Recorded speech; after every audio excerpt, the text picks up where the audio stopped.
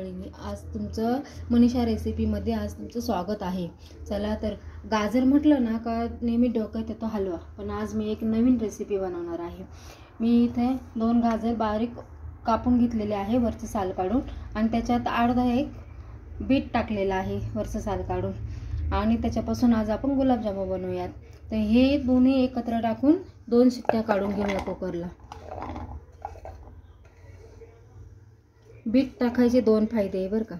एक तर कलर छान पैकी लालसर येतो, आणि दुसरं तुम्हाला तर माहितीच आहे की मुलं गाजर मुलं हे खात नाही, आपलं बीट खात नाही, त्याच्यामुळे यातून बीट पण त्यांच्या पोटात जाईल। बीटामुळे रक्त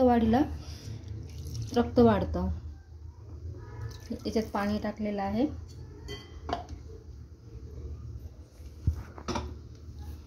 मस्तपैकी 2 शिट्ट्या घेऊया आपण।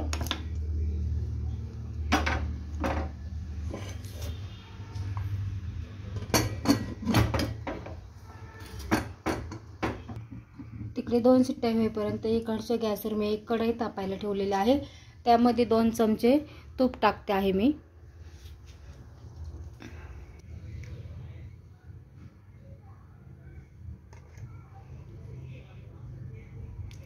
दोन चमचे तूप टाकले आपण, ते वितळलं का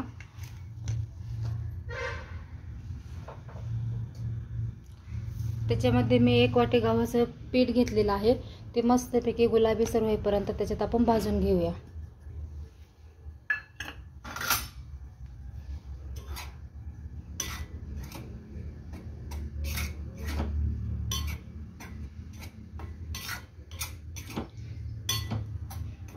घरच्या घरी हेल्दी गव्हाचं पीठ, गाजर, बीट हे सगळं हेल्दी असल्यामुळे ना मुलं आवडीने पण खातात।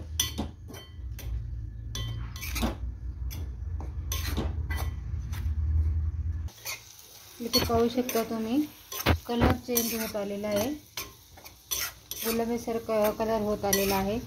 अजून परत 2 चमचे तूप आपण त्याच्यात ॲड करणार आहे।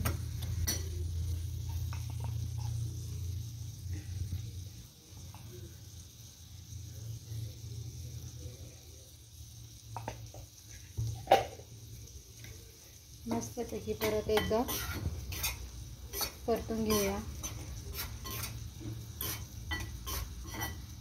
मंद आचेवरच परतायचं बरं का, नाही तर एकदम जळून जाणार। हा आपला आता छानपैकी पीठ परतून झालेले आहे। आता गॅस बंद करूया आणि थंड होण्यासाठी एका प्लेटीत काढून घेऊया।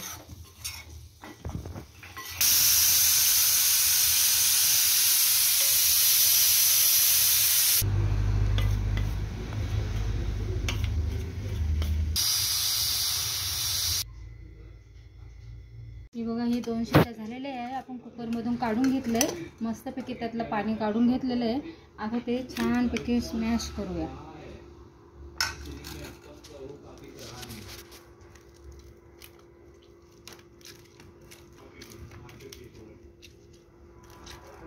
बीट थोडं कडक आहे ना, बीटाला थोडं जास्त जोर लावायला लागतं बरं का मॅश करायला।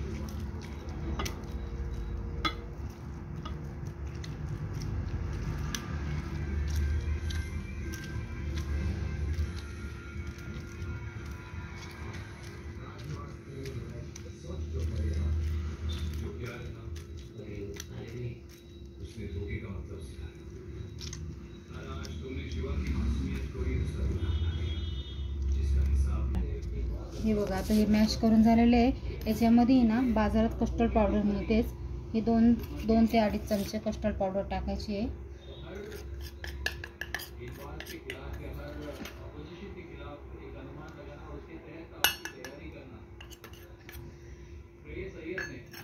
त्याच्यानंतर आहे ना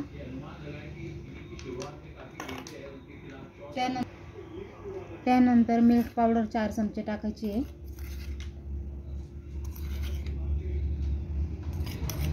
मी हे वाटेत मोजूनच काढलेली होती, त्याच्यामुळे मी सर्व टाकते।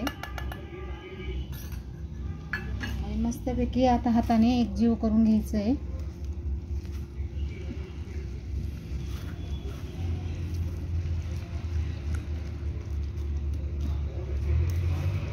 पूर्ण पूर्ण स्मॅश करून घ्यायचं आहे. जाडसर वाटत असेल ना तर स्मॅश करून घ्यायचं आहे. पाहू शकता तुम्ही.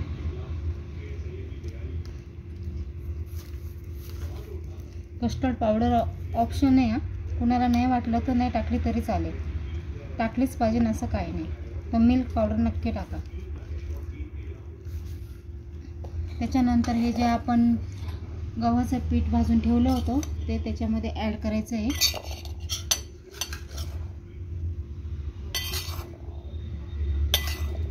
थोडं थोडं करत ॲड करायचं आहे, एकदम करू नका.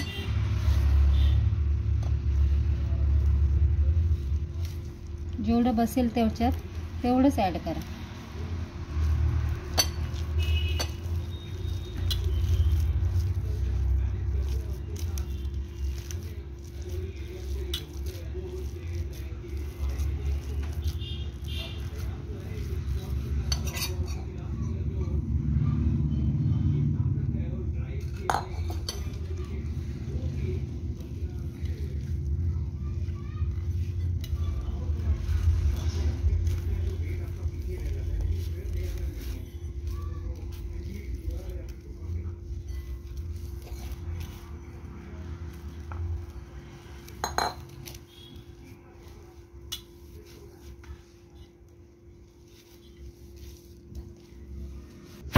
हे बघा मस्तपैकी असा गोळा बनवून घेतलेला आहे. सगळं पीठ एकत्र करून थोडंसं तेलाचा हात लावून छानपैकी मस्त गोळा तयार करायचा आहे. इथं पाहू शकता तुम्ही किती छान गोळा तयार झालेला आहे. आता काय करूया, तेलाचा हात लावायचा, छोटे छोटे गोळे घ्यायचे आणि छानपैकी असे गोल गोल करायचे. त्याला चिरा वगैरे जाऊन देऊ नका बरं का, नाहीतर मग काय होईल की तेलामध्ये तळताना तो फुटेल. असे छानपैकी गोळे तयार करून घेऊया.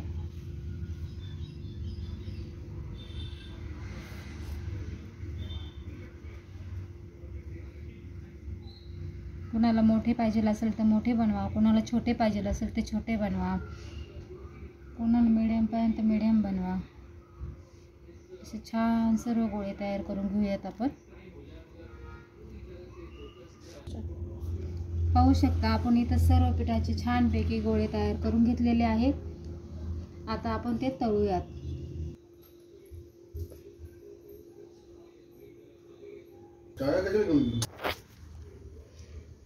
इथे तेल आता छानपैकी गरम झालेले आहे.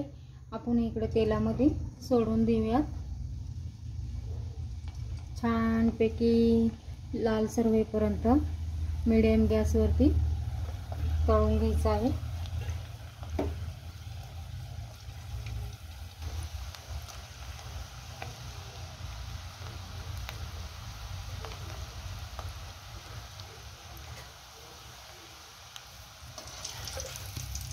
पाहू शकता इकडे हे तळेपर्यंत आपण इकडे इकडच्या गॅसवर कढई ठेवलेली आहे. आपण पाक बनवूया तोपर्यंत.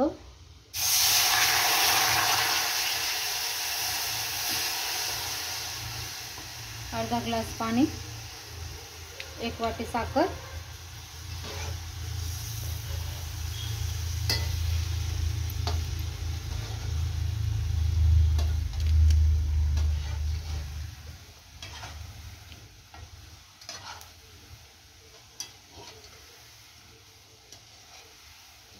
हे पाक असे छानपैकी कलर येत चाललेला आहे.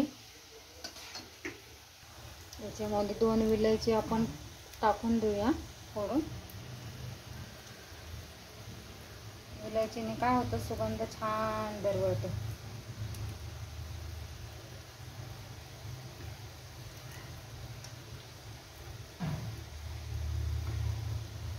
पाक हा गुलाबजामुनला नेहमी एक पाक. हे बघा इथं आता इथं लालसर कलर होत आलेला आहे. आणि गुलाबजामुनसाठी नेहमी एक तरी पाकच करावं.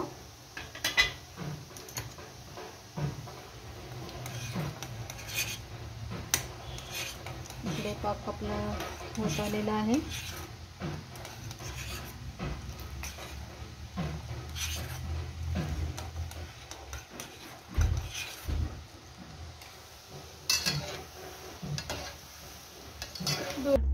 ते पाहू शकता छान मस्तपैकी लालसर आपण गुलाबजामुन तयार करून घेतलेले आहे तळून.